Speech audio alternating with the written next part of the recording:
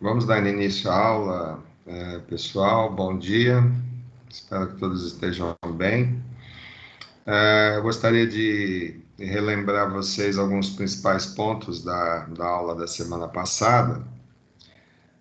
Nós comentamos sobre contratos de trabalho, mas eu gostaria de relembrar vocês alguns principais pontos, e esse eu acho que é importante porque dá a noção exata da responsabilidade que o profissional da área de departamento de pessoal tem quanto aos aspectos legais e jurídicos, né, seja da relação de trabalho quanto da relação de emprego.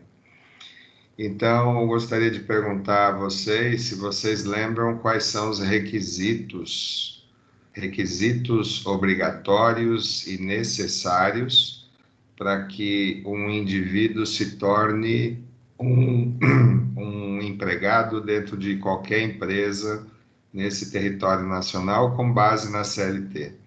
Então, alguém poderia me dizer quais seriam esses requisitos?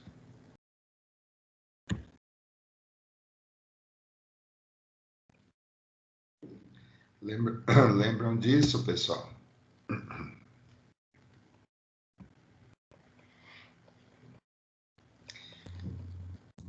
Desculpa, professor, não assisti a última aula. Ah, legal. Então, só para relembrar, né, na CLT, que é o documento, um dos documentos importantes que o profissional de RH e principalmente do departamento de pessoal precisa ter ciência da sua importância e procurar interpretar o que está escrito na legislação. Então, eu fiz aí um apanhado de informações a respeito do artigo 2º, que é o que define e caracteriza uma empresa no Brasil, e também caracterizei o artigo 3º, né, que traz elementos fundamentais para que um candidato se torne empregado em qualquer empresa no Brasil. Então, o artigo 3º mostra, né, nos revela que somente é considerado empregado se for pessoa física. E por ser pessoa física, é necessário que tenha o CPF regular, né, em ordem, e não tenha nenhum problema com a Receita Federal. Então, um dos requisitos importantes para a relação de emprego é que essa pessoa física, né, ela caracterize a pessoalidade, ou seja, só é empregado se for uma pessoa regularmente inscrita no CPF na Receita Federal. Caso contrário, eu não consigo abrir conta na Caixa Econômica, porque qualquer reciprocidade bancária eu preciso. O primeiro documento mais importante para um banco é o CPF.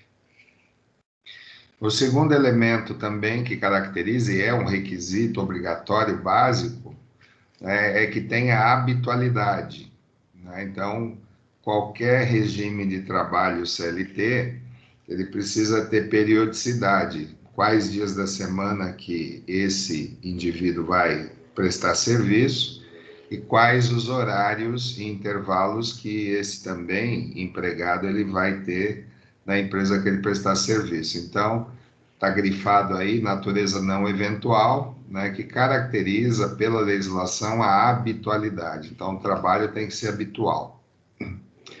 Terceiro requisito, está grifado, que diz que qualquer empresa, qualquer empregador que admitir um funcionário ou empregado na sua empresa, ele vai dirigir a prestação pessoal de serviço, ou seja, né, toda e qualquer admissão, esse admitido, né, ele vai ter um chefe, vai ter alguém que vá orientar, direcionar para a realização das atividades. Então, esse empregado estará sob a dependência deste empregador. Então, o terceiro requisito chama-se subordinação. E o último requisito é que no Brasil qualquer qualquer atividade que tenha carteira assinada, né, essa atividade ela vai ser remunerada. Então, o que está escrito na legislação, né, é mediante salário, que gera o requisito onerosidade. Onerosidade por quê? Porque a prestação de serviço onera, né, custa para a empresa. Então, a empresa precisa desembolsar um valor, né, correspondente ao valor do cargo e da atividade que o empregado estiver desempenhando. Então, gente, é importante. Isso é pergunta de prova. Então, não deixem de anotar esses 4 requisitos que são de extrema importância para que haja realmente relação de emprego no Brasil, tá? Então, isso eu fiz questão de relembrar para poder realmente fixar esse conteúdo, tá? Então, artigos 2º define empregador e artigo 3º que define empregado, tá? Aí falamos na aula passada de contrato, né? Então, qualquer relação de emprego, CLT, é necessário que se tenha um contrato de trabalho, além do registro em carteira, para que realmente se configure o vínculo empregatício entre aquele empregador e o empregado. Então, esse acordo, né, esse contrato, a primeira via, que a primeira via é a mais importante, fica na empresa. Mas por que fica na empresa? Porque a carteira de trabalho do empregado é o documento mais importante para ele. E a empresa também precisa ficar com um documento dessa relação. Então, a primeira via do contrato de trabalho fica na empresa. E a segunda via desse contrato também fica com o empregado, tá? Para caracterizar o chamado vínculo empregatício. Aí falamos também dos demais, na realidade, dos tipos de contrato, né? Então, deixa isso, né? Falamos do contrato por prazo determinado e todos esses tipos de contrato têm a legislação aí embaixo em vermelho, tá? Para que vocês, na medida em que tiverem curiosidade e quiserem fazer uma pesquisa, as informações estão lá à disposição de vocês. Falamos do contrato de terceirização, demos até um exemplo de como muitas vezes nós não entendemos aquilo que está escrito, agimos de forma equivocada por não conhecermos os requisitos, né, como eu mostrei no início, né, com relação ao emprego. Né? Então, a pessoalidade, a habitualidade, a subordinação e a onerosidade. Então, não esqueçam disso, tá? É matéria de prova. Tá? Falamos do contrato de estágio, percebam que sempre no rodapé tem a legislação correspondente. Então, dúvidas que vocês tiverem, por favor, né, se sintam à vontade para poder pesquisar. Contrato de aprendizagem, contrato de trabalho doméstico, contrato por tempo parcial, todas as modalidades que surgiram após a reforma trabalhista de 2017 e que vem sendo aí orientada pela Secretaria de Previdência e Trabalho no sentido de cada vez mais dar condição para que as empresas consigam contratar empregados, né, com modalidades de contrato, vamos dizer assim, que caibam, né, que tenham um custo correspondente. Por quê? Porque simplesmente contratar e admitir no modelo tradicional, nós vimos o quanto custa, né, para uma empresa.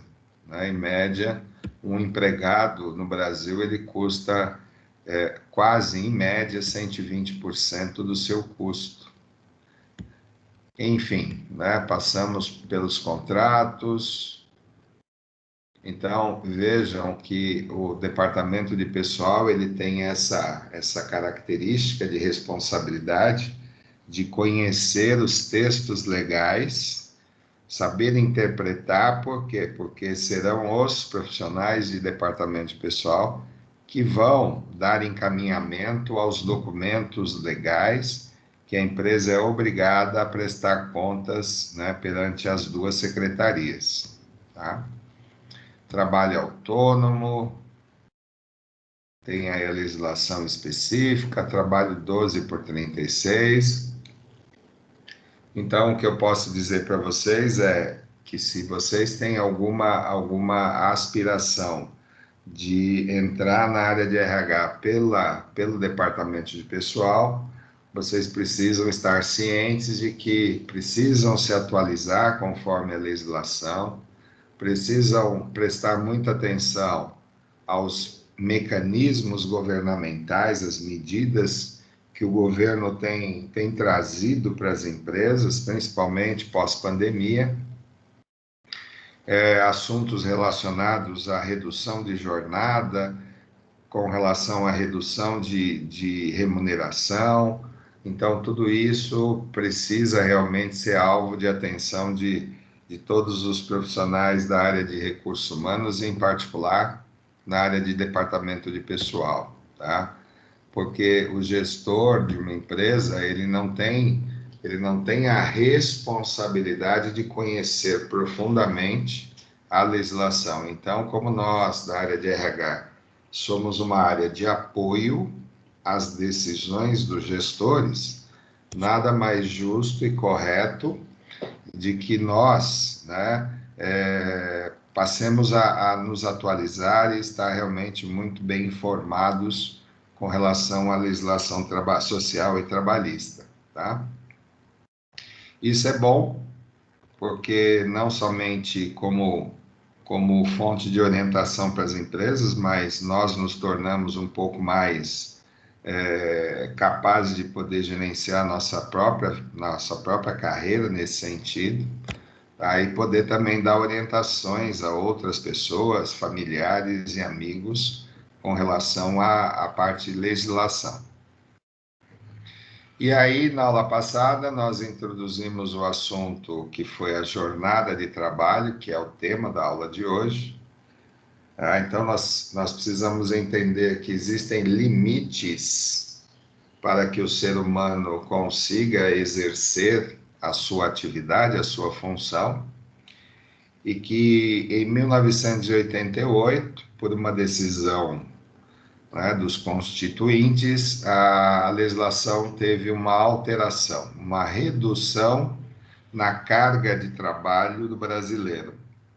Então, a partir de 1988, o brasileiro ele não pode trabalhar mais do que 220 horas por mês.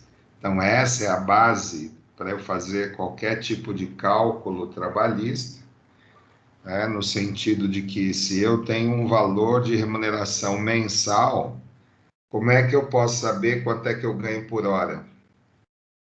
Então, a base de cálculo para eu, descobrir quanto é que um empregado ganha por hora é dividir esse número da remuneração, essa remuneração, por 220 horas.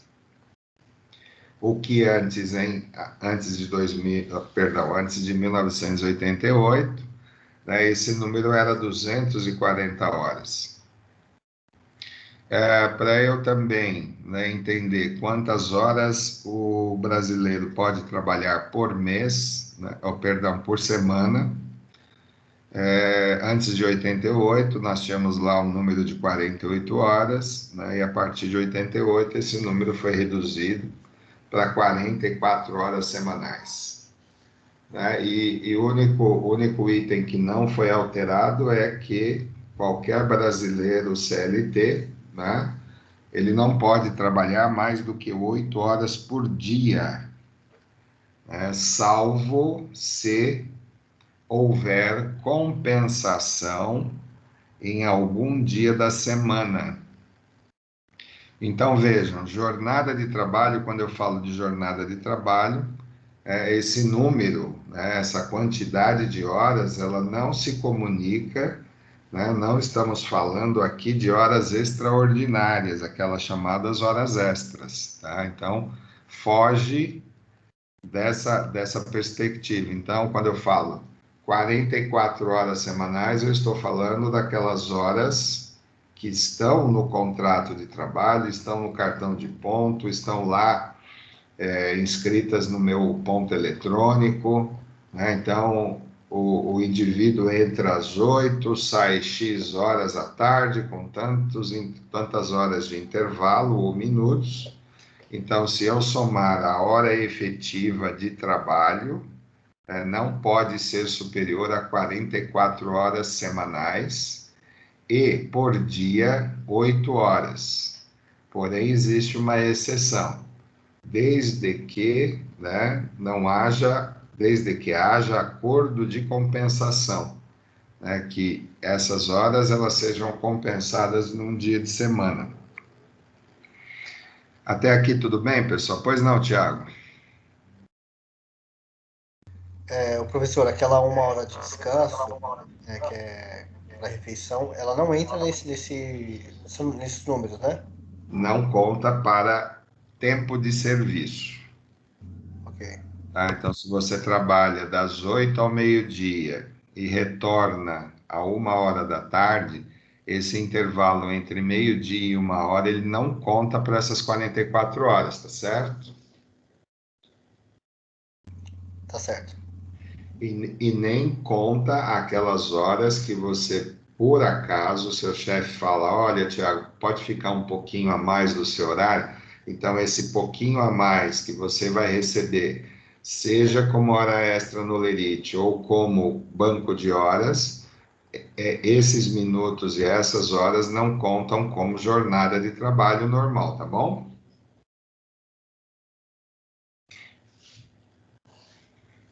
Tudo bem, Tiago? Tudo bem, professor, entendi. Legal. Então, outro ponto importante que às vezes as pessoas não sabem é que a semana trabalhista ela não é considerada de segunda a sexta. Então, a semana trabalhista ela vai de segunda até sábado. Então, sábado, para todos os efeitos, é dia útil, né? Porque se a gente for levar em consideração essa característica, ela é bíblica, né? Deus fez o mundo em 6 dias e descansou o sétimo dia. Então, leva em consideração mais ou menos essa filosofia, tá? Segunda até sábado, e domingo é considerado como descanso. Exceção, obviamente, algumas atividades empresariais que tem ali no sábado e domingo a sua atividade vamos dizer assim, mais importante, então transfere o dia de domingo para qualquer dia da semana, mas é necessário que o empregado tenha pelo menos um dia na semana de descanso. Entenderam, pessoal? Então, semana trabalhista, ela vai de segunda até sábado. Tudo bem, Patrícia? Tudo bem, entendi. Tem alguns calendários que começam com segunda, tem outros calendários que começam com domingo, né? Quando o calendário de vocês começam com domingo, né? A filosofia não é a do trabalho, tá? Tudo bem? Então, qual é o dia da semana, qual é o dia de descanso da semana? É sempre o domingo que vem após o sábado, e não aquele domingo que antecede a segunda-feira. Ficou claro isso para vocês? Sim, professor. Legal. Tamires, Luiz Felipe, Garcia, Eliane, ficou claro isso para vocês? Sim, professor. Então, beleza. Falamos um pouquinho sobre a questão do registro de frequência, né? A Secretaria de Previdência e Trabalho, e antes o Ministério do Trabalho, exige que as empresas façam o seu controle para saber se realmente as pessoas estão cumprindo o seu horário de trabalho. Então, o artigo 74, né, inciso 2º da CLT, ele traz aí que o empregado é obrigado a registrar a sua frequência, tá? seja no modelo manual, mecânico ou eletrônico, né? Atualmente nós temos inclusive o biométrico, mas que de alguma forma esse controle exista, né? Então, por isso que o apontamento de frequência, é uma atividade normal dentro das empresas, né? Algumas exceções, no caso da obrigatoriedade de fazer o registro, né?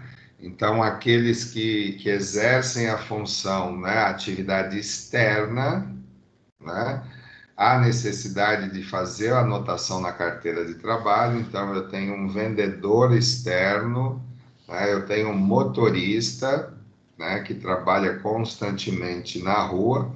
Então, essas atividades estão isentas pela legislação, o artigo 62, de ter a obrigatoriedade de ir na empresa e marcar o seu ponto, tá? Porém, há necessidade que haja uma anotação lá no final da carteira, em anotações gerais, né, uma informação lá de que esta carteira ou esta função, atividade, está isenta do controle de frequência, né, conforme o artigo 62 da CLT, inciso 1º. Agora, se o empregado é considerado, né, ou tenha um cargo de gerência, de gestão, né, ou aqueles que exercem a função de gestão, porém não tem um nome de gerente como se pede a legislação na carteira, né, mas a empresa entende que é um cargo de confiança, né, vocês veem ali no final, né, diretores, chefes de departamentos. Então, não é o nome que é o mais importante, sim a função que ele exerce na empresa. E se a empresa considera como cargo de gestão, esses também têm isenção do controle de frequência, também com anotação na carteira de trabalho. E a partir de 2017, né, eu deixei em negrito, né, a partir da reforma trabalhista, quando veio a autorização de que todas as empresas poderiam utilizar o serviço de home office, né? A legislação fala em teletrabalho, né, mas nós costumeiramente ouvimos falar em home office, né? Então, esses também estão isentos de controle de frequência, porque não seria viável, né, eu trabalhar em home office tendo que sair toda manhã para ir na empresa somente para marcar ponto. E depois, no final da tarde, ter que sair da minha residência para ir até a empresa para marcar o ponto, né? Não tem viabilidade. Então, esses trabalhos também estão isentos da marcação do controle de frequência. E repito, também com anotação na carteira de trabalho, tá? Vamos para o próximo slide. Intervalos entre jornadas de trabalho, tá? Então, a legislação, ela se preocupa também com não somente o trabalho em si, né, mas o relacionamento, né, no trabalho que interfere nas questões físicas e mentais de qualquer trabalhador. Então, a legislação, ela criou, né, intervalos para que haja ali uma descompressão, para que haja ali um pequeno descanso, né? Então, atividades exercidas entre 4 horas seguidas até 6 horas, o artigo 71 da CLT, né, determina que esse empregado tenha pelo menos 15 minutos de intervalo, né? O famoso cafezinho, né, onde a pessoa realmente dá uma relaxada antes de pegar a segunda parte do seu trabalho. Acima de 6 horas, né, tem um intervalo até antes de 2017, né, a legislação previa um intervalo entre 1 hora e até 2 horas, né, a legislação não prevê, né, assim de início, que é o horário de refeição. Ah, você está no seu horário de almoço. Para a legislação, não é horário de almoço. Ela inicia dizendo que é intervalo de repouso e alimentação, tá? Então, o nosso horário de almoço, na legislação, ele prevê ali horário de repouso. É uma forma também de nós descansarmos um pouco, né? Precisamos nos alimentar e poder ter esse intervalo entre uma jornada e outra. A partir de 2017, a reforma trabalhista criou uma outra condição, de que se o empregado solicitar, ele pode ter esse horário de intervalo, esse horário de almoço reduzido para 30 minutos. Tá? Muitas pessoas até reclamavam, porque eu não preciso de uma hora para poder me alimentar, né? Poderia usar uns minutos para poder sair um pouco mais cedo, né? Evitar aí um congestionamento, horários realmente muito ruins na saída do trabalho. Então, na conveniência do empregado e acordo com o gestor, é possível se elaborar, né, esse acordo, que não precisa ser um contrato de trabalho, é apenas um adendo, um aditivo de contrato, um documento, dizendo dessa solicitação e aprovação da redução desse horário de intervalo, né, fazendo com que esse empregado ele consiga, se ele fizer 30 minutos de refeição, e isso não comprometer a produtividade e o trabalho do departamento, né? Quero deixar isso muito claro, porque não é só querer, né? Eu, empregado, eu quero almoçar só em 30 minutos. Não, tem que haver um acordo, uma conveniência, né, entre empregado e empresa. Tá? Tem que ter uma negociação. Então, é possível? É possível sim, tanto é que foi introduzido no artigo 611, né? Está escrito lá. Então, na conveniência do empregado, né, e a concordância da empresa, é possível sim que o empregado reduza esse horário de almoço para se beneficiar lá na frente e sair, né, os 30 minutos mais cedo, enfim, né, completando a carga máxima de 44 horas ou de 8 horas 8 horas no dia, tá? Interjornadas, né? Então, quando nós estamos falando em interjornadas, entenda que entre a saída de um dia de trabalho, então, eu saí às 6 horas da tarde e começo a trabalhar no dia seguinte às 8 da manhã, então, esse intervalo, esse espaço entre a minha saída e o meu retorno no dia seguinte não pode ser menor, entendam bem, não pode ser menor do que 11 horas. E aí, né, tem um dado interessante para vocês, que é empresas que desconhecem esse artigo 66, e que também desconhece o que está escrito no artigo 59 da CLT.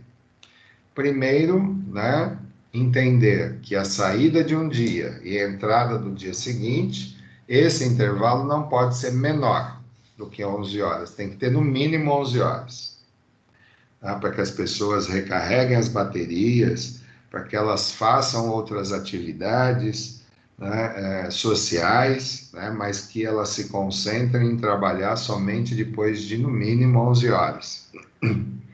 Só que tem casos, pessoal, que o artigo 59 diz que as empresas não podem, né, concordar com horas extras acima de 2 horas por dia. E aí tem casos em que a pessoa fica 3, 4, 5, 6 horas fazendo hora extra, só que no dia seguinte volta no mesmo horário que normalmente costuma entrar. Então, entre a saída dessa hora extra e a entrada no dia seguinte, não pode ser menor que 11 horas. Porque se isso acontecer, a empresa ela corre o risco de pagar duas multas. Primeira multa, né, por exceder as 2 horas extras por dia. E a segunda multa é não respeitar o intervalo de 11 horas entre uma jornada e outra. Entenderam, pessoal? Sim ou não?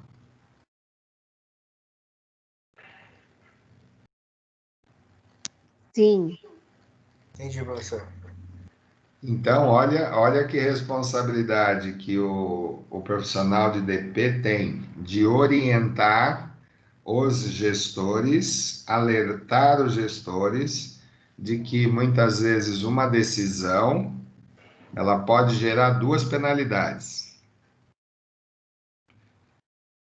Exemplo para evitar, né, ser penalizado pelo artigo 66. Se você fizer hora extra, né, mesmo que seja acima de 2 horas, muitas vezes a empresa precisa, né, o cliente está esperando o produto, eu preciso entregar um arquivo na Receita Federal, enfim, né, todos os motivos são entendidos. O que não pode é o gestor deixar de saber que se o subordinado dele sair num determinado horário, é necessário contar 11 horas, mesmo que ele entre um pouquinho mais tarde no dia seguinte, tá? Mas que cumpra as 11 horas. Por quê? Para evitar que a empresa seja penalizada duas vezes. E isso o gestor não tem obrigação de saber. Quem que sabe disso? Somos nós, da área de RH. Então, nós temos a responsabilidade de orientar as empresas, os gestores, né, quanto a estes aspectos. Porque no dia a dia ali, o gestor ele quer entregar produção, né? O gestor ele quer vender, o gestor ele quer entregar o produto. E muitas vezes as pessoas passam do horário, isso é normal. Só não pode acontecer de ser penalizado pela segunda vez, pelo artigo 66, e depois o gestor da empresa perguntar para você, tá, mas você não sabia disso? Por que você não me alertou? Por que você não me orientou que o meu subordinado, ao invés de entrar às 8 da manhã, ele entrasse às 10, por exemplo? Então, isso é importante para vocês saberem, que nós precisamos ser e estar atualizadíssimos com esses artigos que são realmente, às vezes, armadilhas, né, para que as empresas sejam multadas, né, em relação a alguma decisão, tá? Então, repetindo, entre a saída de um dia e a entrada no dia seguinte, tem de haver um intervalo mínimo de 11 horas. Tudo bem, pessoal? Só para reforçar. Tudo bem. E o DSR, né? DSR é a sigla de descanso semanal remunerado. Então, o artigo 67, ele sugere, tá, que todo e qualquer empregado no Brasil, ele tenha um descanso no domingo de 24 horas, seja ele integral ou parcial. Por que parcial? Porque muitas vezes a pessoa trabalha no terceiro turno, né? Terceiro turno normalmente começa às 10 da noite e finaliza às 6 da manhã do dia seguinte, né?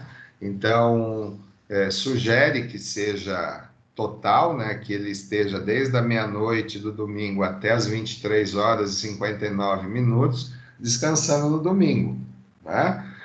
Então, mas existem casos, em exceção, né, que a pessoa sai da empresa às 6 horas da manhã no domingo, mas que aquele domingo seja respeitado, tá? Ou, quando não, e aí vem a exceção, né, das atividades mais diferenciadas, como a do comércio, que depende, né, dessas pessoas no domingo para poder vender.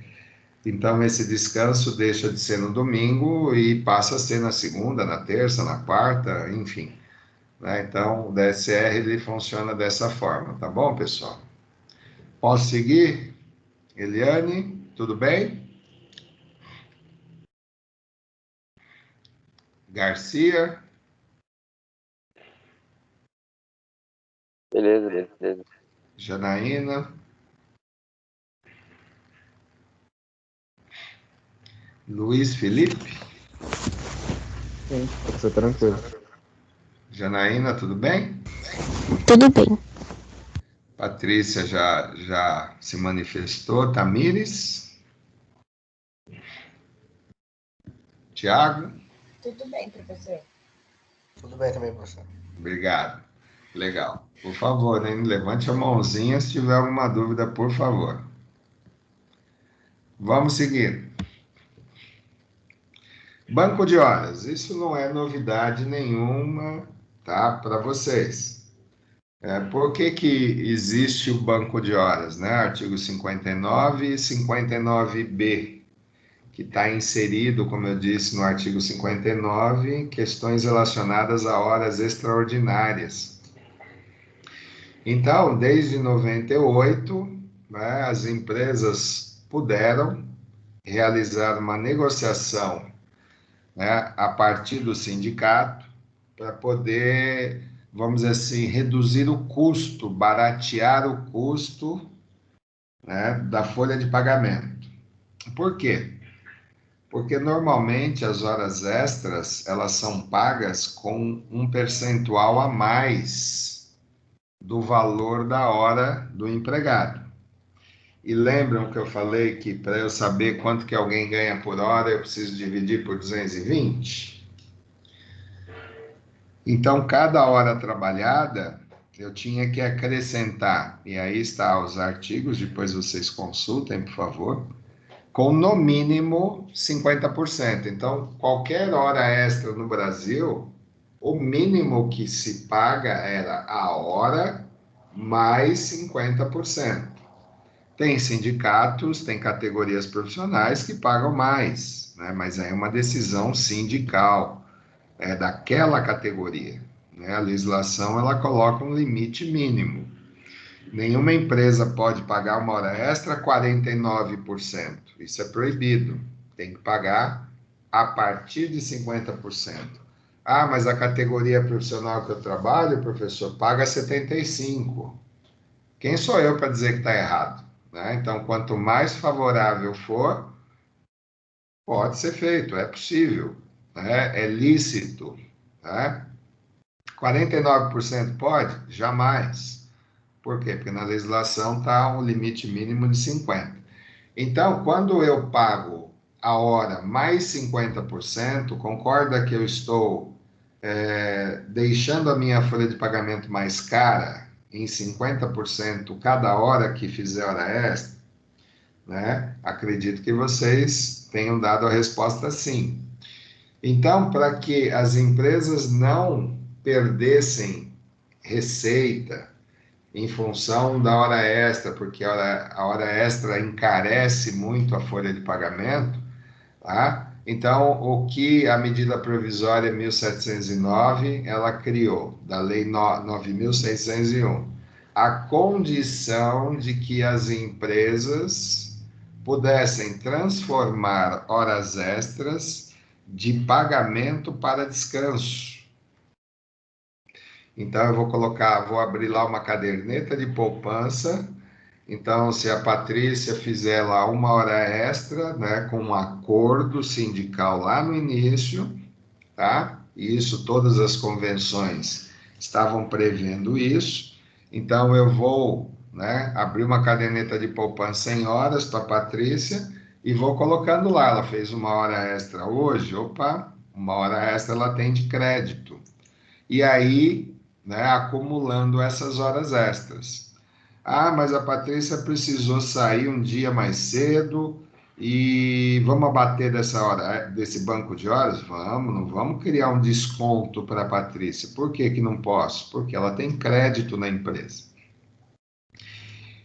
A partir de 2017, né, a reforma trabalhista trouxe um outro texto, né? Antes, né, se podia fazer uma compensação, né, em meses, a partir de um ano, né? Tinha empresa que acumulava hora extra de mais de ano, né, sem atender aquilo que estava previsto na lei. Era uma bagunça, vamos dizer assim, né?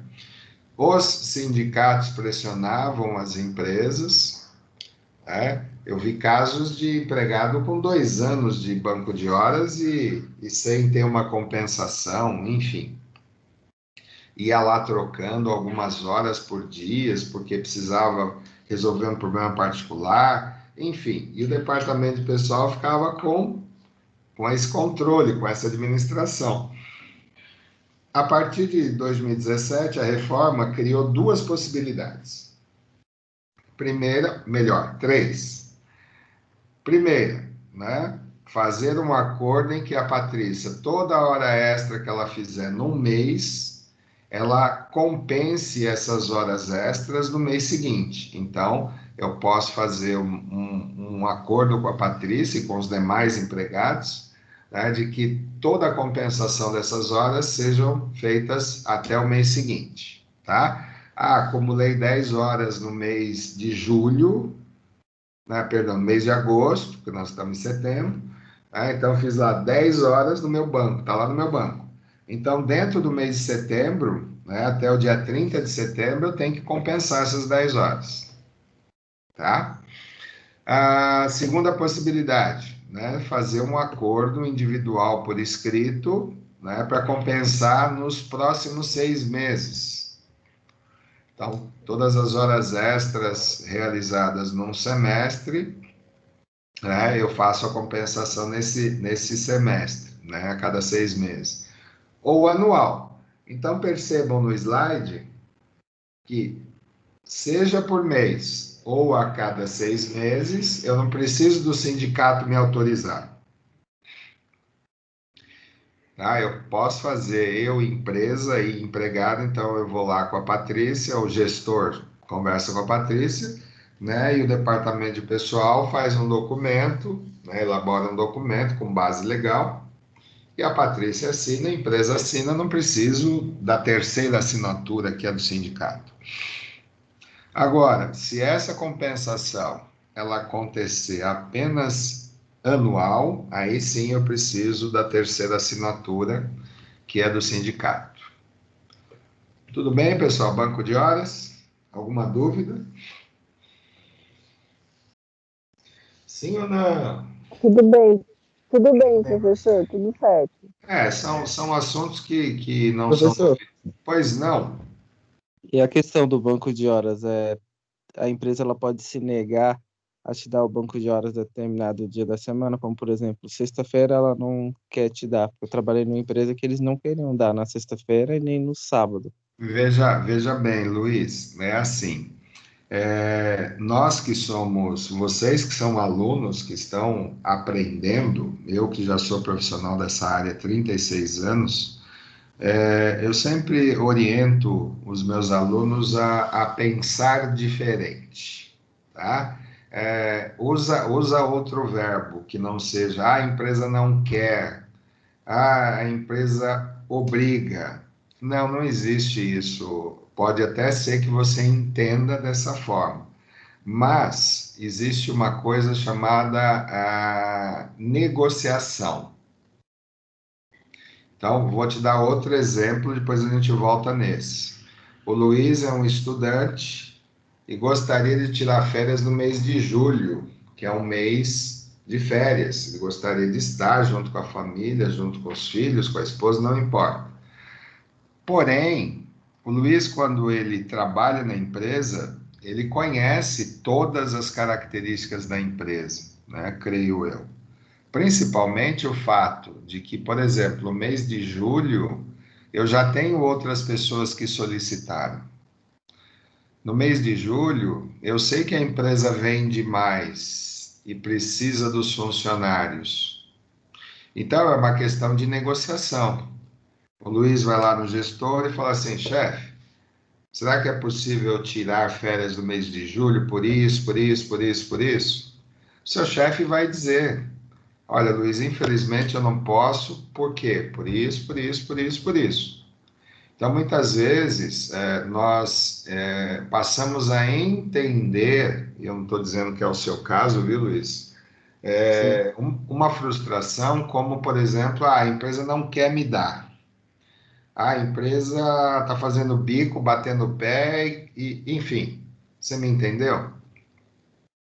Não entendi, é porque eu trabalhei nessa empresa e às vezes quando precisávamos de banco de horas para sexta-feira, eles não liberavam. Sexta-feira eles já deixavam claro, sexta e sábado não liberariam.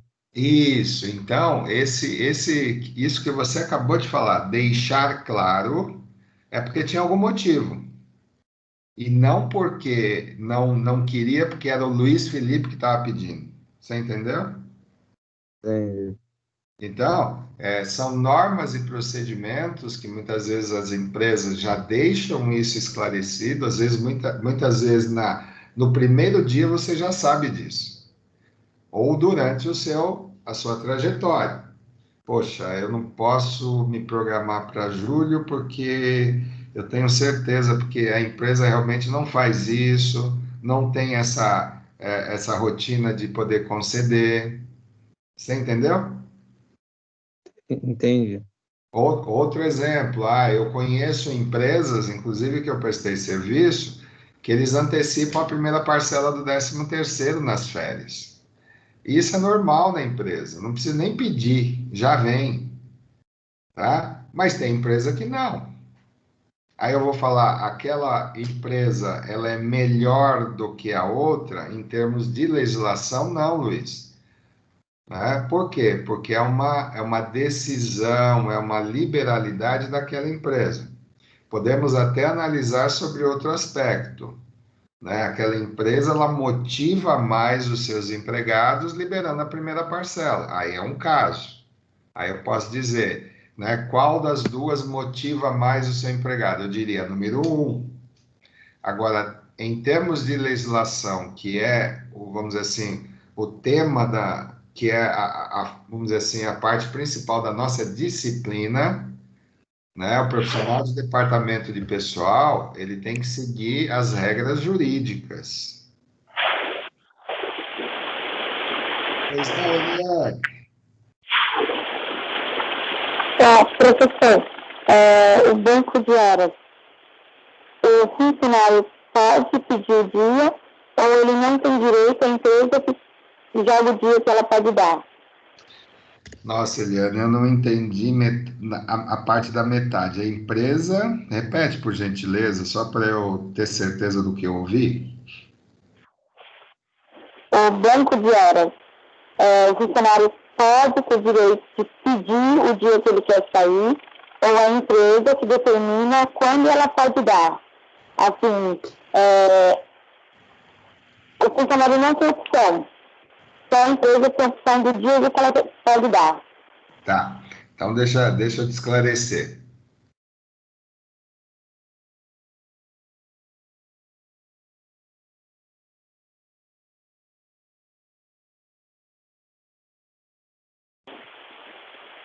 Compromisso na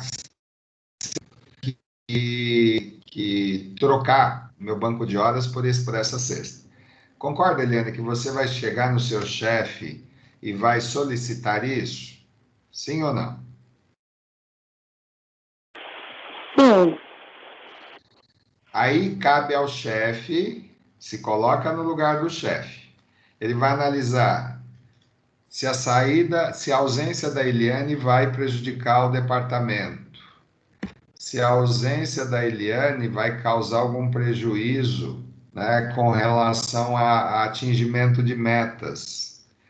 E se a ausência da Eliane é uma ausência que, de acordo com o Luiz Felipe também disse, na empresa onde ele trabalhou, normalmente de sexta-feira eles não concedem. Algum motivo tem. Você entendeu? Então, Eliane, é uma negociação. Eu tenho certeza absoluta que nenhum chefe simplesmente diria para você, não pode, ponto.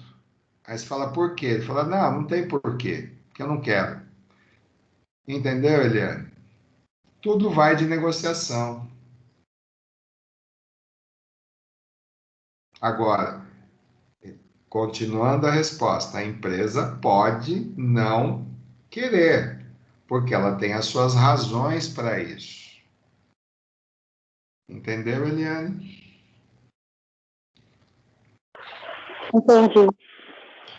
Pode acontecer de alguma empresa ter algum gestor que não trate de forma adequada os seus subordinados, isso a gente sabe. Mas nós que estamos estudando, vocês que estão estudando, né, rotinas do departamento de pessoal, precisam entender que não existem pré-julgamentos. O que existe né, a empresa tem normas e procedimentos, sim ou não? E essas normas precisam ser entendidas. Nesta empresa que eu trabalho, mesmo que eu vier a pedir para sair numa sexta-feira, eu vou receber um não, mas eu preciso estar consciente disso, né? O departamento de pessoal precisa também conscientizar as pessoas, porque senão fica aquela história, né, Eliane? Ah, a empresa não quis me dar. Opa, né? Vamos analisar isso de uma forma um pouco mais profissional. Por que que ela não quis me dar?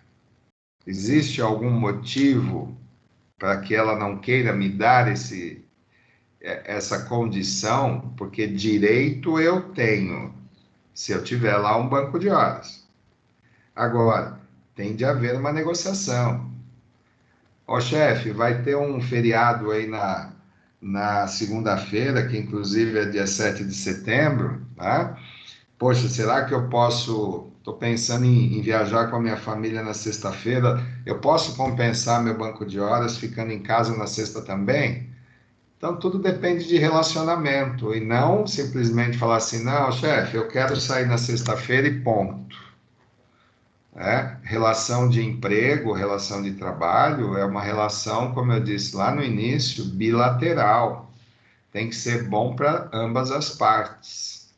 E nós precisamos ser exemplo dessa conscientização, entendeu? Tudo bem, Eliane? Tudo bem. Então, legal. Pois não, Tiago? Professor, eu falo um pouco sobre esse assunto, porque a empresa que eu trabalho hoje, a gente trabalha com sistema de bancos de horas, né? Ah, Acho que vale ressaltar que quando há acordo anual, semestral ou mensal sobre a amortização do banco de horas, caso a pessoa não... compensação, tá, Tiago? Compensação. Caso a pessoa não seja compensada com folgas, esse valor ele é restituído em espécie, né? Isso, querido. O que eu também ia finalizar, e você já está querendo me substituir, né, Tiago? Está querendo ser professor, hein, Tiago? Imagina. Mas foi bem colocado, sim, Tiago. Então, na impossibilidade, né, seja por falta de controle, que isso pode acontecer, né? E quem controla isso, Tiago, quem é? Quem é que controla o banco de horas de todos os empregados? É o RH. Isso, o departamento de pessoal. Da mesma forma que controla período aquisitivo de férias, né? Eu já vi casos de profissionais de departamento de pessoal esquecer e deixar vencer segundo ano. Então, na impossibilidade, seja por falta de controle ou por realmente a empresa não ter condições, tá? É importante que vocês saibam que a empresa precisa pagar isso em dinheiro, tá? Mas isso é pouco provável, viu, Tiago? O que acontece mais é no caso de uma rescisão de contrato. Então, eu vou desligar o Tiago da minha empresa e eu vejo lá, né, quando eu for calcular a rescisão, eu vejo lá que o Tiago tem um saldo positivo de X horas. Então, a empresa é obrigada a pagar essas X horas na rescisão de contrato, tá, Tiago? Entendi. A empresa que eu trabalho, a gente trabalha com um acordo de quadrimestre, né? Aham. Então, é mais comum no final do quadrimestre ser pago o banco de horas em Olerite. Engenheiro, né? Isso. É, é um cálculo que tem que ser feito, então vamos nos colocar no lugar do gestor. E aí o Tiago me responde. Qual seria o motivo, Tiago, por exemplo, de o seu gestor não te dar a compensação nesses 4 meses? Então, a logística em si, eu trabalho com logística, né? Ela é muito corrida e muitas vezes a ausência de um funcionário, ela faz muita falta para o setor. Claro, claro.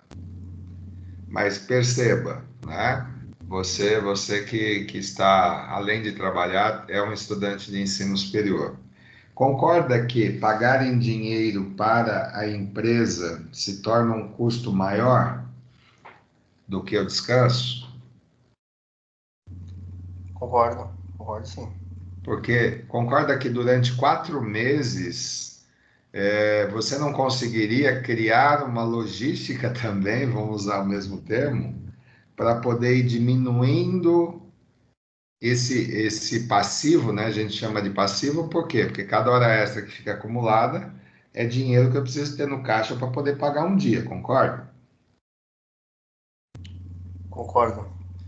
Mas, de qualquer forma, né, nós, do departamento de pessoal, precisamos pensar assim também. Não é porque o gestor não consegue, em 4 meses, regularizar o banco de horas, né? Não é porque a ausência de um empregado faz muita falta, mas nós estamos falando aí em 120 dias.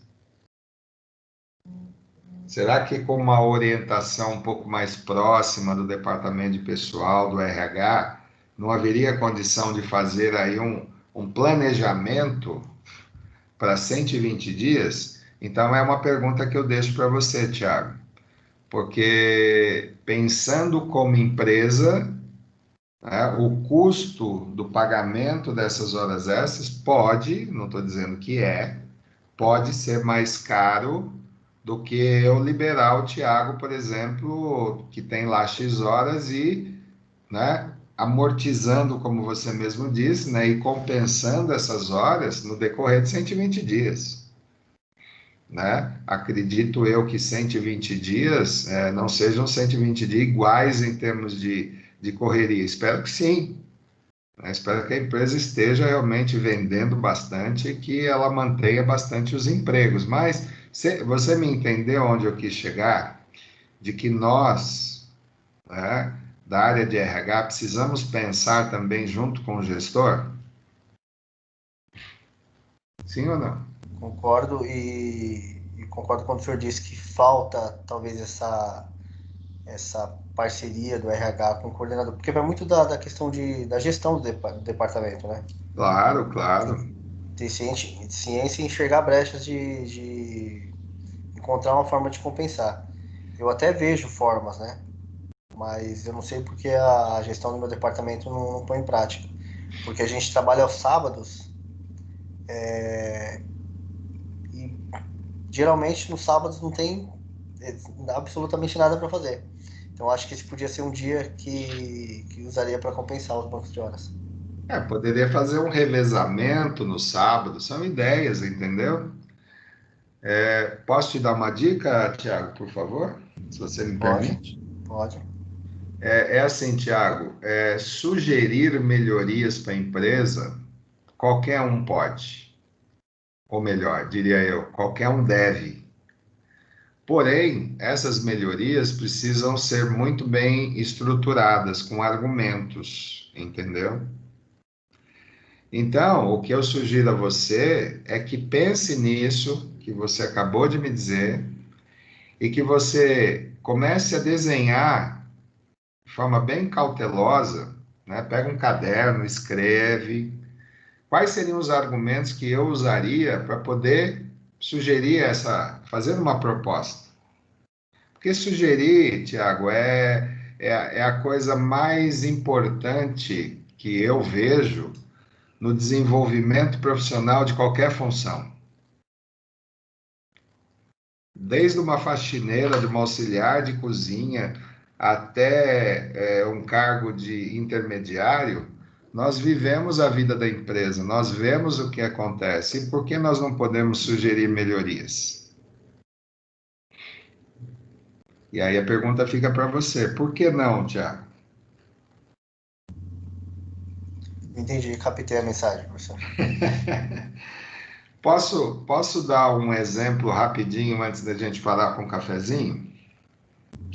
Esse é um exemplo que é prático, que aconteceu comigo em sala de aula com uma aluna.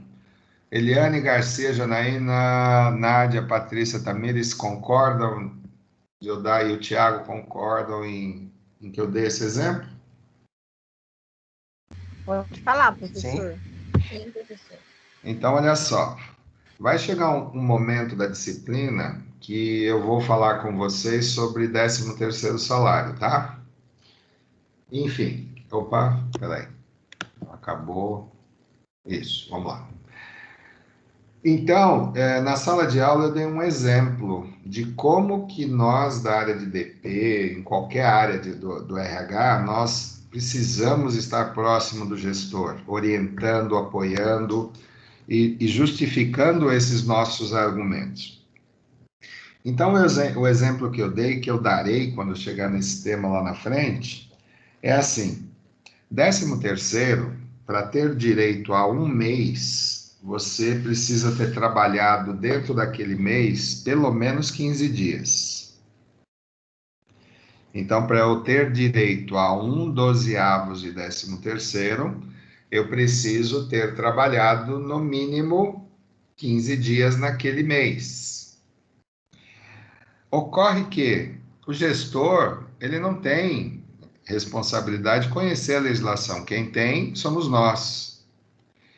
E aí, eu dei uma situação que eu vou dar a vocês. Vamos supor que vocês trabalhassem no departamento de pessoal, na parte de recrutamento, seleção e DP.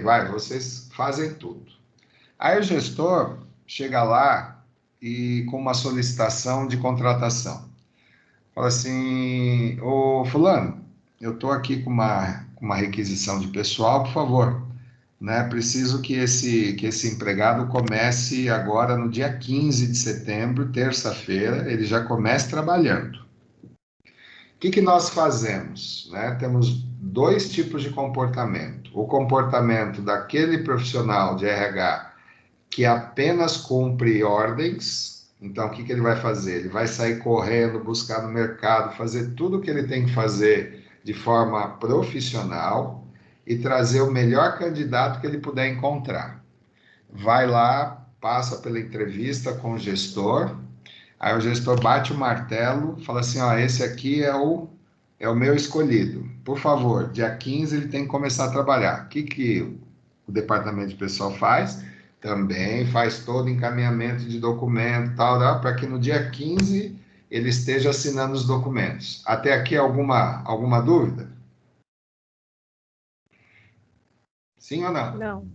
Nenhuma. Não. O que ele fez? Ele cumpriu ordens. Ele fez aquilo que o gestor, seu principal cliente, está pedindo. Agora, pensem comigo. E aí, eu falo para vocês, né? Nós temos uma escadinha, né? Escadinha de conhecimento, né? Vocês estão começando a conhecer um pouco a área de RH na área de departamento pessoal, mas vejam, vocês começam com auxiliar, depois passam a ser assistentes. Agora, um analista de departamento de pessoal, o que ele faz? Ele, conhecendo todo o processo, ele vai olhar aquilo e vai falar: opa, podemos melhorar isso. Por que ele tem que começar dia 15, gestor? Não, mas porque eu quero começar já com força total dia 15. Aí o analista de departamento de pessoal diz para ele o seguinte: ele não pode começar dia 17? Nossa, né, dá até um impacto. Aí o gestor vai falar: mas por quê? Fala assim: senta aqui comigo, vamos pegar o calendário. Se ele começar a trabalhar na empresa dia 15 ou até dia 16, quantos dias ele terá trabalhado, pessoal, do dia 16 até o dia 30? Quem me responde? Primeiro dia de trabalho, dia 16. Não vou nem usar o dia 15. 15 dias. Dá exatamente 15 dias, correto? Correto. Os demais conseguiram chegar no mesmo número, pessoal? Sim. Então, o analista ele vai dizer para o gestor, gestor, se esse candidato, esse empregado, ele começar dia 16, a empresa no final do mês de setembro já vai ter que pagar para ele 1/12 de 13º. Ele vai ter direito. Só que se ele começar dia 17, ele não tem direito a 1/12. E a empresa economiza. Entenderam? Sim ou não? Sim. Perfeito, professor. Perfeito. Aí o gestor fala assim: não, mas eu vou perder um dia. Aí você fala para o gestor assim: gestor, em um dia de trabalho, a pessoa não sabe nem onde é o banheiro. Essa pessoa, em um dia, ela não vai dar um lucro para a empresa de 1/12 de 13º. Vocês entenderam o que é orientação com base em legislação? Sim. Você acredita que o gestor ele iria causar qualquer tipo de transtorno ouvindo e sendo orientado de uma forma bem profissional com argumentos? Não. Ele Não. pode até não querer, mas ele nunca vai poder dizer que não foi orientado. Patrícia, ia falar alguma coisa? Não, professor. Então, o que que aconteceu? Nesse dia, aliás, nessa noite que eu estava em sala de aula dando esse exemplo, uma aluna, ela levou esse exemplo para a empresa onde ela trabalhava e ela fez um levantamento nos últimos 5 anos. E olha o que é argumento, hein? Ela fez um levantamento nos últimos 5 anos de todas as admissões que tiveram essa característica.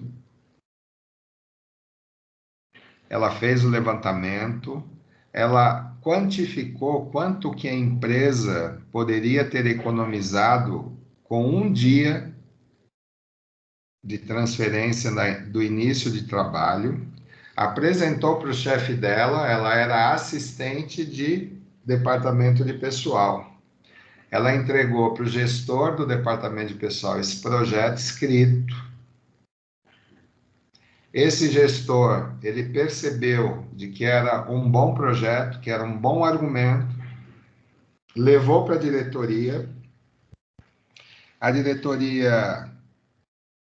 olhou para aquele projeto, olhou para o gestor, sabe o que que o diretor disse para o gestor? Tem curiosidade? Hein, pessoal? Mata, professor. Mata nas curiosidades. Ele disse assim para o gestor, falou assim, você não viu isso antes? Você esperou uma assistente te trazer isso para você tomar providência? E essa moça, ela no mês seguinte, ela foi promovida de assistente para analista de departamento de pessoal.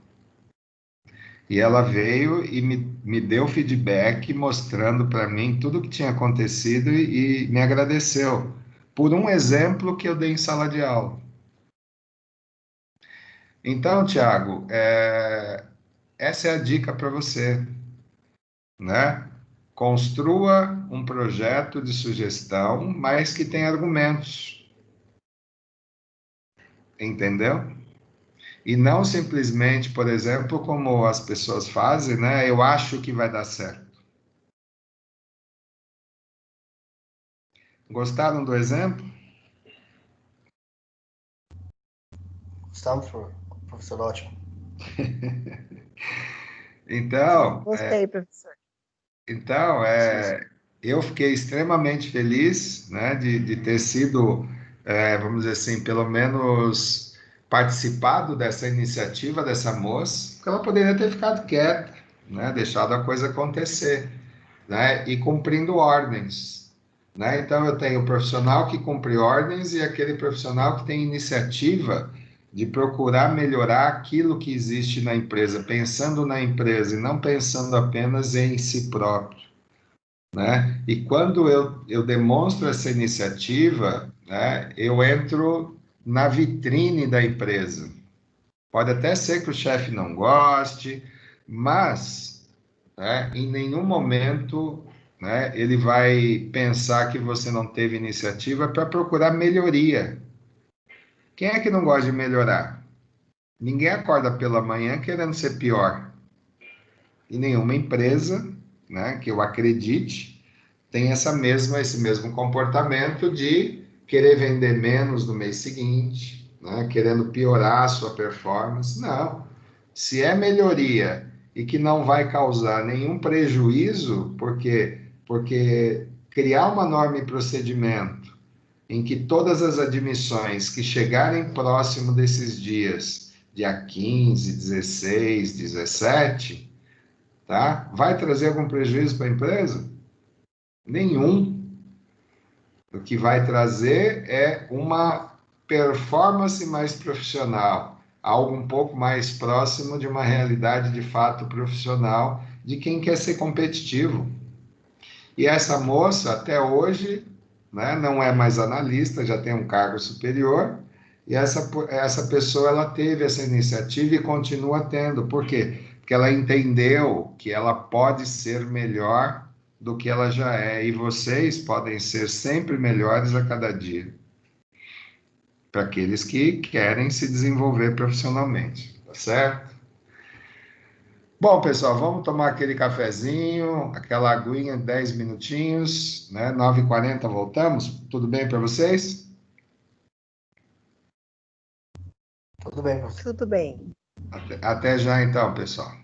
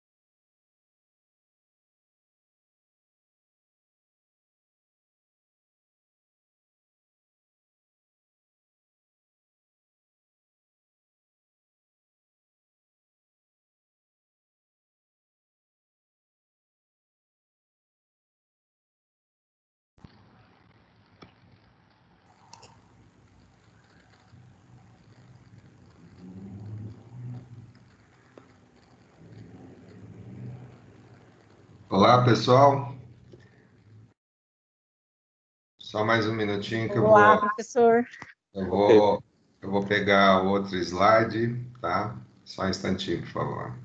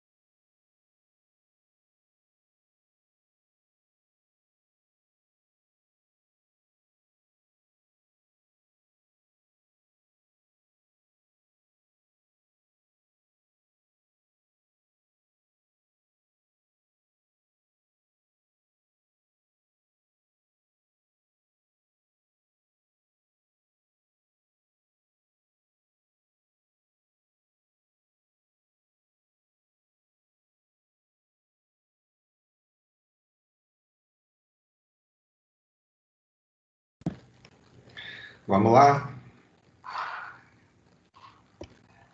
Então, o que eu quero mostrar para vocês é a importância do departamento de pessoal nesse contexto. Por quê?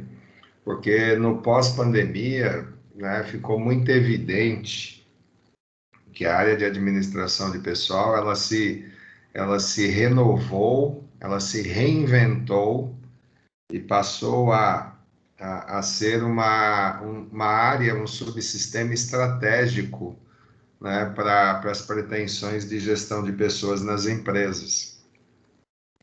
Então, seja nas modalidades de contrato, seja na interpretação da legislação, né, a administração de pessoal, né, ela se tornou aí um agente de mudança nas empresas. Então, a legislação ela se tornou cada vez mais um instrumento de performance da área de DP, tá? Com relação à própria gestão de pessoas. Tá? Então, vocês viram que exemplos simples, mas que traz uma profundidade em termos de aspecto de iniciativa, pensar a empresa, enquanto outros subsistemas, vou colocar aqui para vocês, né? Como cargos e salários, recrutamento, seleção, né? A parte de treinamento e desenvolvimento, clima organizacional, saúde e segurança, né? E justiça do trabalho ficaram vamos dizer assim, meio dependentes dessa situação atípica que as empresas vêm passando, né? Então, a administração de pessoal, ela passou a ser aí a locomotiva desse trem chamado gestão de pessoas, tá? Então, fiz questão de frisar bastante essa questão da legislação social e trabalhista. Por quê? Porque os gestores, eles são muito dependentes dessa situação governamental. E não só a situação governamental, a situação do país.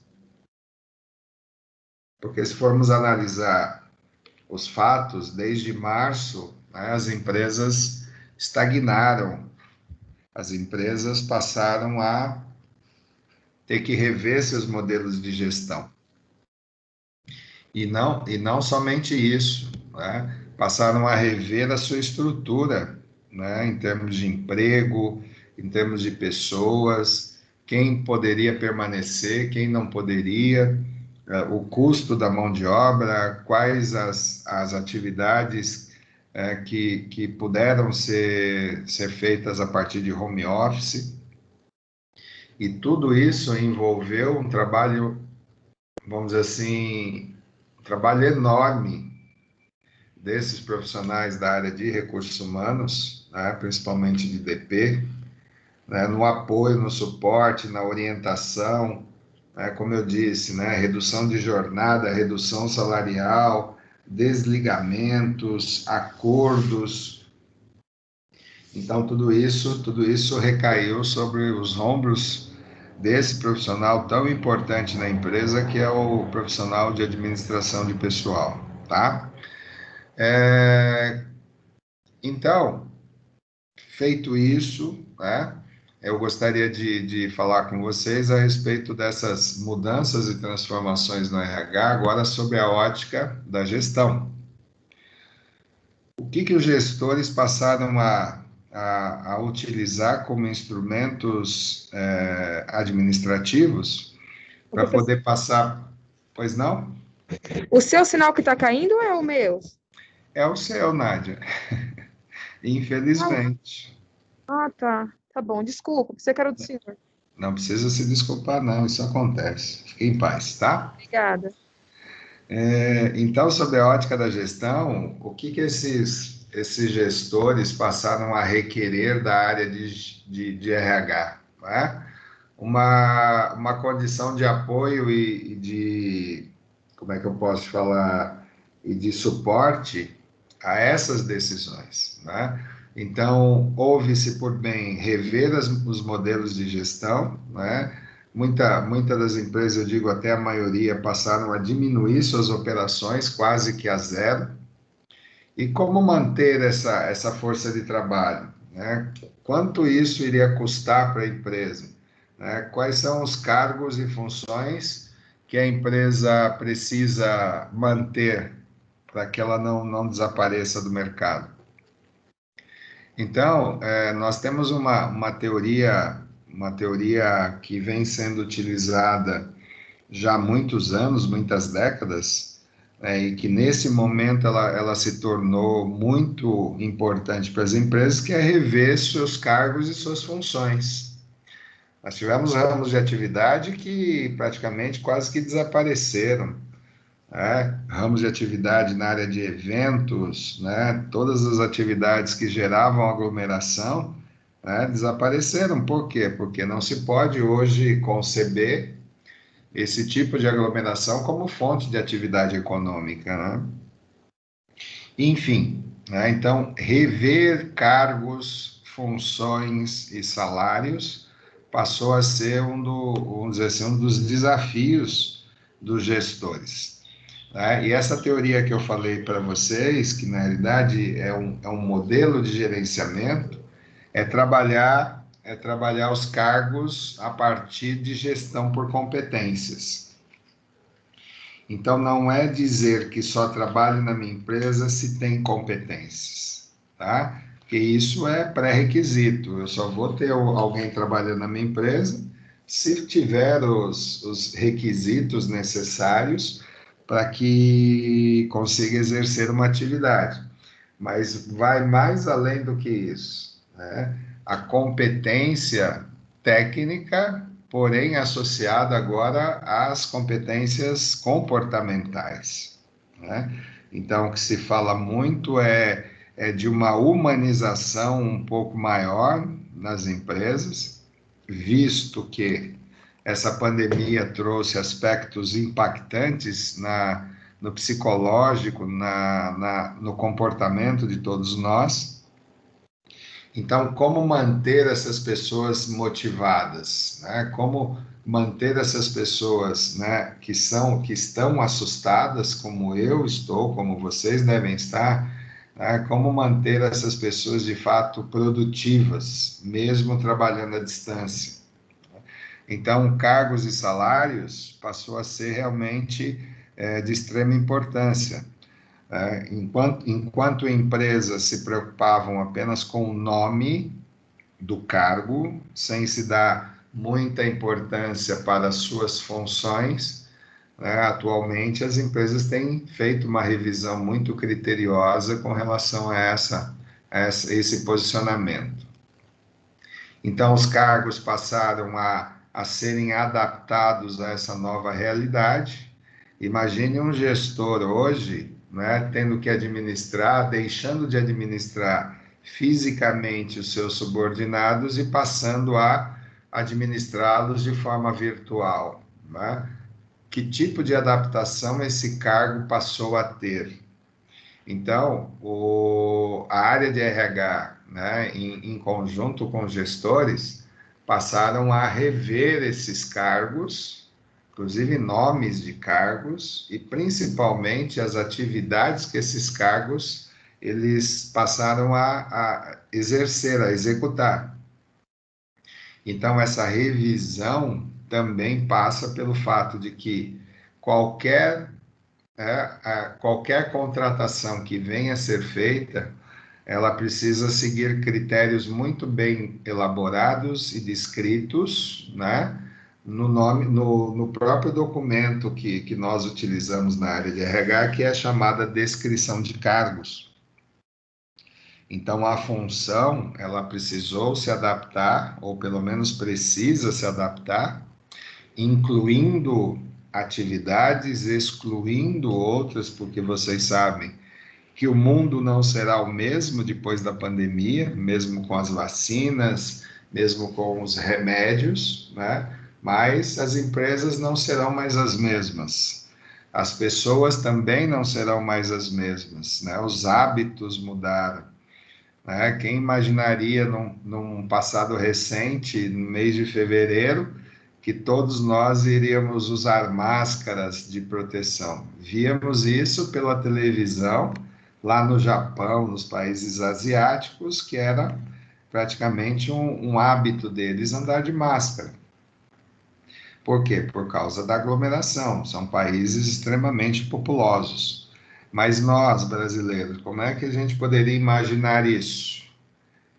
Imaginar que isso fosse impactar nas empresas, que isso fosse impactar na sociedade como um todo. Então, essas descrições de cargos precisam ser extremamente remodelados, precisam ser extremamente adaptados a uma nova situação corporativa, e isso recai sobre nós, né? Mais uma vez, eu demonstro a importância de nós estarmos sempre atualizados com aquilo que está acontecendo, sermos sensíveis a essa característica comportamental, psicológica de todos os envolvidos nas empresas, para darmos subsídio para esses gestores. Então, quando formos lá para o âmbito do recrutamento, esse recrutamento também vai precisar rever os seus processos, né? O recrutamento, ainda que já de muito tempo vem sendo feito de forma virtual, porque nós temos hoje as vagas sendo divulgadas pelas redes sociais, pela internet. O recebimento de currículos normalmente está sendo feito por portais, mas de qualquer forma, a característica do trabalho do recrutamento ele não é diferente, porque ele é um subsistema que depende das iniciativas e do trabalho de cargos e salários. O recrutamento vai executar aquilo que lá em cima, em cargos e salários, foi descrito, foi planejado. Então, esse profissional de RH, ele precisa realmente entender isso. Né, de que as competências comportamentais, na atualidade, têm sido muito discutida, muito debatida, né, e de que forma que nós vamos, num período aí curto de tempo, recepcionar esses funcionários quando voltarmos a exercer a nossa função de forma presencial. Quer dizer, como que eu, professor, penso no retorno às aulas, como é que nós vamos recepcionar vocês? De que forma que vocês estarão pós-pandemia? Quais as perspectivas que vocês estão montando na cabeça de vocês, né, relacionadas ao ensino superior? Então, tudo isso nós pensamos. Nós tivemos que nos adaptar rapidamente a uma aula virtual, 100% virtual. Então, se nós conseguirmos passar por isso e não perder em termos de conteúdo, né, mesmo voltando às aulas presenciais, nós vamos ter aí, né, uma série de situações que nós vamos ter que se adaptar, tá? Recentemente eu ouvi de que as aulas presenciais, né, no ensino público, né, municipal e estadual, volta agora em setembro, esse mês ou próximo mês, mas imaginem, né, como é que as escolas estão se preparando para poder receber esses alunos. E não é diferente de uma empresa. As empresas que estão retomando suas operações, como é que elas pensaram e ainda pensam, né, em recepcionar esses seus funcionários? Como é que o recrutamento vai pensar um novo empregado, um novo funcionário? Né? Apenas com esse foco, competências, né? Competências muito mais comportamentais do que aquelas propriamente técnicas, aquelas propriamente profissionais, né? E a seleção não é diferente. A seleção, mais ainda do que o recrutamento, vai precisar se adaptar muito rapidamente, se já não se adaptou, né, a escolher de forma virtual seus candidatos. Né? Ainda as entrevistas que sejam feitas de forma bem coordenadas, né, devem ser feitas pelo mesma plataforma que nós estamos hoje, né, com a câmera ligada, porque ele é, vamos dizer assim, feita uma reunião de seleção indivíduo com indivíduo, né? Então fica um pouco mais fácil, mas são meios que nós temos que nos adaptar. Algumas empresas já faziam isso, até como forma de apostar na tecnologia, mas sabemos também que outras, a grande maioria não, né? Ainda tinha um modelo tradicional de seleção, de entrevista, de testes, né? E que é necessário, né? Se eu tenho uma indústria, como é que eu vou fazer um teste numa máquina, né, de forma virtual? Né? Não tem muita viabilidade esse tipo de seleção. Então, mostrar para vocês que não somente a administração de pessoal, né? E eu coloquei um componente novo aí chamado e-social, que é o sistema que o governo, desde 2014, vem implantando no Brasil de controle da folha de pagamento. Mesmo assim, entre idas e vindas e medidas governamentais, esse sistema tem trazido muita dificuldade para a gente, né? A gente, a cada mês, se depara com um problema diferente e temos que nos adaptar, buscar apoio, buscar informação, né? Buscar um relacionamento com outras pessoas que também trabalham no DP para poder, juntos, né, conseguir atingir os resultados. Tá? Então, a administração de pessoal, ela teve e tem a sua importância aumentada na atualidade, e procura, como eu peço para vocês sempre, né, procura se atualizar.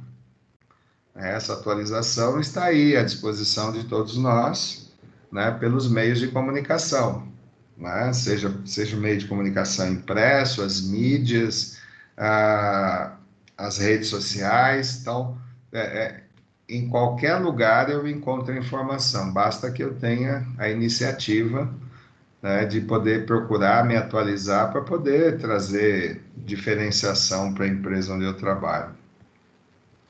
A avaliação de desempenho não é diferente, né, porque da mesma forma que eu estou hoje contratando, admitindo, eu posso até, né, admitir alguém que ainda nem apareceu na minha empresa, né, está fazendo trabalho de home office. Né? Quantas contratações e admissões foram realizadas nesse modelo? Né? Então, como é que o gestor ele consegue avaliar o desempenho se a pessoa não está fisicamente lá? Olha que mudança de comportamento que nós temos que acompanhar em conjunto com o gestor. Né? Então, tudo isso faz parte do processo de aprendizagem e amadurecimento profissional. Treinamento e desenvolvimento, né? Quer dizer, treinar, né? muito simples, muitas vezes, de se pensar que eu posso usar esse modelo que nós estamos usando hoje, né, para realizar treinamentos, mas e se eu tiver um número expressivo de pessoas para treinar, como é que eu posso avaliar esse treinamento? De que forma que eu posso avaliar a eficácia desse treinamento no curto e no médio prazo, né? Olha que chance que nós temos de nos aperfeiçoarmos e nos desenvolvermos em termos profissionais. Campos estão abertos, né? E eu digo para vocês, o campo está aberto para quem quiser se desenvolver, né? Basta ter iniciativa, né? Esse novo caos, né? O chamado novo normal, que tem sido veiculado nas redes sociais, nas mídias, eles precisam de pessoas que entendam e que tornem esse novo normal uma nova perspectiva de vida, principalmente a vida empresarial, né? Agora, imaginem os empresários que também têm que se adaptar a isso, né? Pensar no cliente, no novo cliente, que cada vez mais está adquirindo seus produtos e serviços pela internet, né? As empresas de alimentos que passaram esses meses todos, né, se adaptando ao delivery para não perder seus negócios. Então, tudo isso faz parte desse contexto, né, chamado gestão de pessoas, porque nós estamos passando por tudo isso, né? E academicamente não tenho como deixar de alertar vocês sobre essa perspectiva, né? As teorias estão sendo deixadas de lado para uma nova ação empresarial e uma nova ação profissional. Muitos cargos vão, infelizmente, desaparecer e outros mais surgirão. Então, eu preciso estar preparado para poder alimentar essas empresas de um trabalho moderno, um trabalho com bastante iniciativa, pensando na empresa, no bem coletivo e não no bem individual, para poder me sobressair nessa nova situação, né? Então, pessoal, voltando aqui, isso é o que eu tinha que falar com vocês nessa manhã, né? E deixar esse recado para vocês, né? Essa dica que eu dei para o Tiago serve para todos vocês, né? Dentro das características de cada um, de cada empresa, de cada cargo, né? Tentem fazer o seu melhor, mas pensando no novo, né? Não pensando mais em burocracias, de maneira tradicional, né? Pensem a nova situação que o mundo está passando, está sentindo, tá? Na próxima aula, nós vamos falar sobre administração de talentos e capital intelectual nas organizações, né? Então, vamos falar um pouco mais sobre isso, quer dizer, como é que as empresas estão trabalhando com seus talentos, com as pessoas que fazem parte dessa inteligência chamada organização, e como que a área de recursos humanos ela pode ser aí um agente de mudança nisso tudo, tá? Eliane, algum comentário, por favor?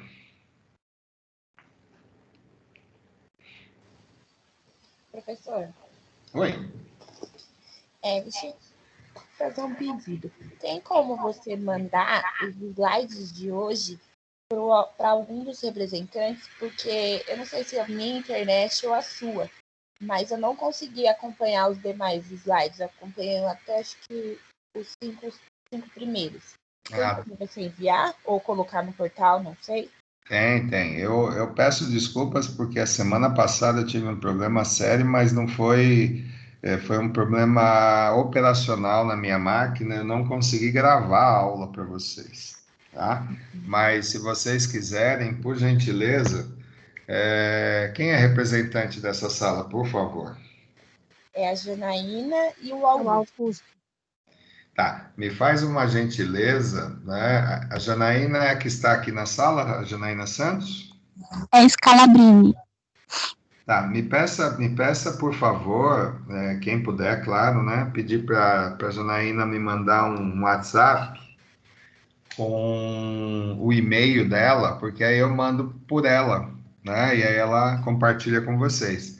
Alguém pode anotar meu número aí?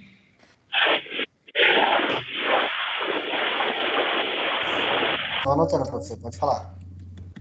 Tá, é 99295 2868. Repetindo, 99295 2868. Não, peça para ela me mandar um WhatsApp, que aí eu mando até esse slide que está aí na tela para vocês. Tá bom, professor, muito obrigada. Nada de Espanha. Garcia, algum comentário?